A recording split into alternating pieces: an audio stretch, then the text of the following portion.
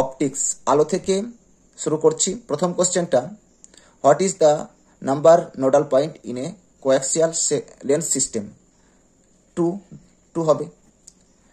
তারপর which mirror is best suited to focus parallel ray to at a point? তাহলে হবে parabola. কারণ হচ্ছে প্যারাবোলার ক্ষেত্রে যে রশ্মিগুলো প্যারালাল রশ্মিগুলো তারা ফোকাস মিলিত করে, কিন্তু যদি আমি গোলের ক্ষেত্রে কি হয়ে যাবে, স্ফেরিক্যাল অ্যাবারেশনটা কিছুটা চলে আসে।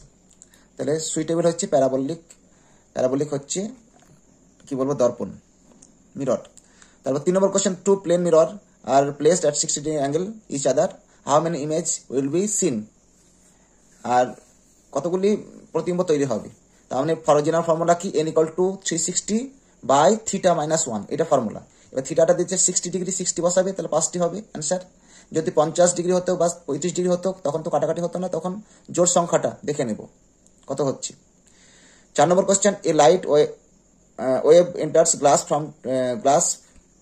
From air, what does not change? মানে একটা আলোকরশ্মি গ্লাস থেকে জলে বা জল থেকে গ্লাসে বা বায়ু থেকে কাচে, গ্লাস মানে কাচ, বা জলে প্রবেশ করলো, সেক্ষেত্রে কোন রাশিটা অপরিবর্তিত থাকে? সেটা হচ্ছে ফ্রিকোয়েন্সি, কোনো চেঞ্জ হয় না, পরিবর্তন হয় না।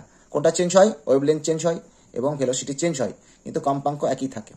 যে কোনো মাধ্যমে প্রতিসরণের ক্ষেত্রে কম্পাঙ্ক ফ্রিকোয়েন্সি একই থাকে। 5 number question, which of the following will form a virtual and erect image for the position of the object? আচ্ছা, এটা কোনটা অসৎ প্রতিবিম্ব তৈরি হয়, ভার্চুয়াল অসৎ প্রতিবিম্ব তৈরি হয় কোন ক্ষেত্রে তৈরি হয়? কোন ক্ষেত্রে করা হয়? কনভেক্স লেন্সের ক্ষেত্রে ভার্চুয়াল প্রতিবিম্ব তৈরি হয়, দর্পণের ভেতরে তৈরি হয়, অসৎ প্রতিবিম্ব বস্তুর সাপেক্ষে ছোট হয়। ঠিক আছে, কনভেক্স লেন্সের ক্ষেত্রে। তারপর হচ্ছে অসৎ প্রতিবিম্ব তৈরি হয়। 6 number question, increase mirror in convex, বুঝাচ্ছেন, কনকেভ মিরর, সরি, এই concave mirror if x1 and x2 are the distance of object and the image separately from the focus, then the focal length of the mirror is, focal length কত হবে? এটা হবে √(x1 x2), এটা থাকবে। এটা concave mirror if x1 x2 are the distance of the object and the image, এটা হবে, এই ডিসটেন্সটা এটা হবে, কারণ এটা হচ্ছে নিউটনসের সমীকরণ থেকে করা যাবে, হ্যাঁ করা যাবে। ঠিক আছে, তারপর নেক্সট কোশ্চেন হচ্ছে, দিয়েছে the critical angle is maximum when light travels maximum হবে কোন ক্ষেত্রে? ক্রিটিক্যাল অ্যাঙ্গেল কখন হয়? সংকট কোণ যাকে বলে। আলোকরশ্মিকে অবশ্যই ঘন মাধ্যম থেকে লঘু মাধ্যমে যেতে হবে। ঘন মাধ্যমের যে নির্দিষ্ট কোণের জন্য প্রতিসরণ কোণ 90 ডিগ্রি হবে, সেই ঘন মাধ্যমের নির্দিষ্ট আপাতন কোণটাকে বলবো ক্রিটিক্যাল অ্যাঙ্গেল। তাহলে দুটো মাধ্যমের যদি প্রতিসরাঙ্ক প্রায় কাছাকাছি হয়, সেক্ষেত্রে ক্রিটিক্যাল অ্যাঙ্গেলের মানটা বেশি হবে। গ্লাস এবং ওয়াটার, গ্লাসটা হচ্ছে জলের সাপেক্ষে, কাচটা হচ্ছে একটু ঘন মাধ্যম, তাহলে ক্রিটিক্যাল অ্যাঙ্গেল এর ক্ষেত্রে সবথেকে বেশি হবে। ঠিক আছে, ক্রিটিক্যাল অ্যাঙ্গেল, কারণ কাচের প্রতিসরাঙ্ক কত? 3/2 1.5, আর জলের 4/3 মানে 1.33, তাহলে আলোকরশ্মি অবশ্যই কাচ থেকে জলে যাবে, ক্রিটিক্যাল অ্যাঙ্গেল মানটা এটা বেশি হবে। এটা অ্যান্সার হবে।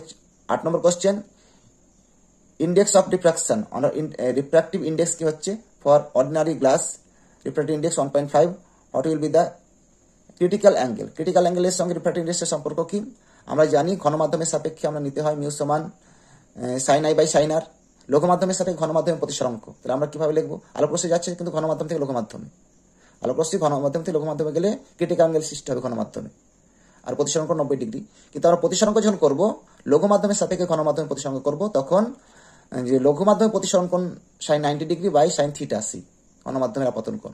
এখানে কত? 90 1 হবে, এটা হবে সম্পর্ক। তাহলে কত হবে? ক্রিটিক্যাল অ্যাঙ্গেল কত হয়ে যাবে? sin θc সমান 1/μ হয়ে যাবে, sin θc সমান হয়ে যাবে 1/μ, এর মানটা 1.5, তাহলে theta equal to sin inverse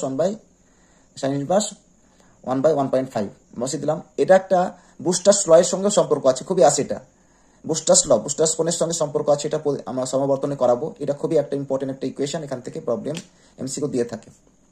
তাহলে 9 number question, the numerical aperture of a microscope is given by, কত হবে? মিউ sin i, এটা নিউমেরিক্যাল অ্যাপারচার, এটা মনে রাখতে, মিউ sin i।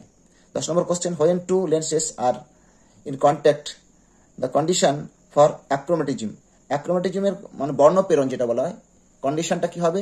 অ্যাক্রোমেটিজম প্রথমটা অ্যান্সার হয়ে যাবে, কেন প্রথমটা না? প্রথমটা ঠিকই তো আছে, হ্যাঁ প্রথমটা হবে, প্রথম সিটা হবে, যে W1 by F1 plus W2 by F2। W1 W2টা কি হচ্ছে তোমার dispersive power by focal length plus এর ইকুয়াল টু 0 হয়ে যাবে।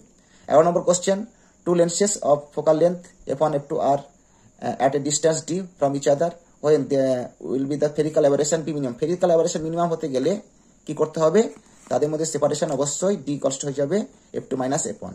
F2 মাইনাস কি হবে F1 সেপারেশন। আরেকটা কোশ্চেন হয় সেটা দেখাচ্ছি, এখানে দেয়নি হয়তো, নেক্সট আমি দেখাবো।